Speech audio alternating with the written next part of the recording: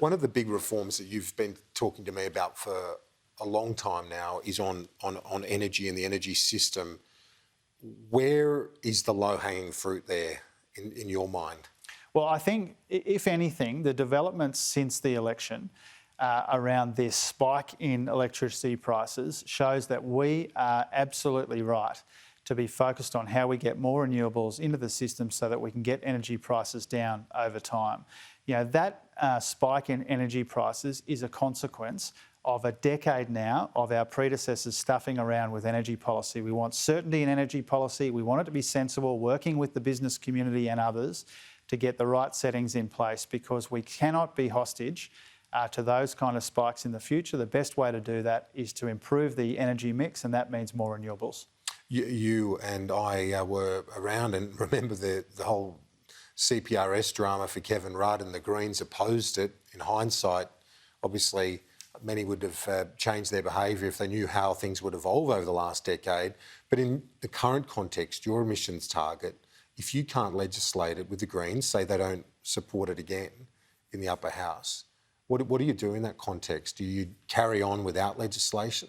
Well, I hope that they've learned from that earlier period, and I'm not here to kind of, engage in the history wars about that period. I think that mistake is self-evident. We've had now a decade now of climate inaction because of that decision, and so I hope they've learned from that respectfully.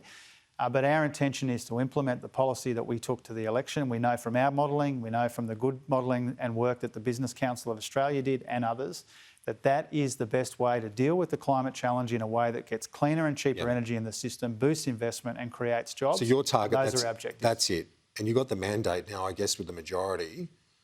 If they don't cop it, you crack on with that, target. We intend to implement our target and our policy. Chris Bowen has made that clear, Anthony Albanese and myself since the election. We want to work with anybody who shares our objectives about getting cleaner and cheaper energy into the system and bringing all of those economic benefits which are so clear now.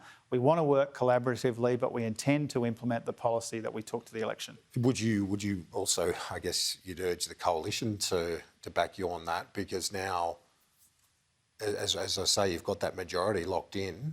Do you think there's a chance that mandate might be respected? Well, I hope so, but to be blunt about it, Kieran, I think Peter Dutton is just a different kind of bulldozer. You know, he's a different bulldozer with a different coat of paint.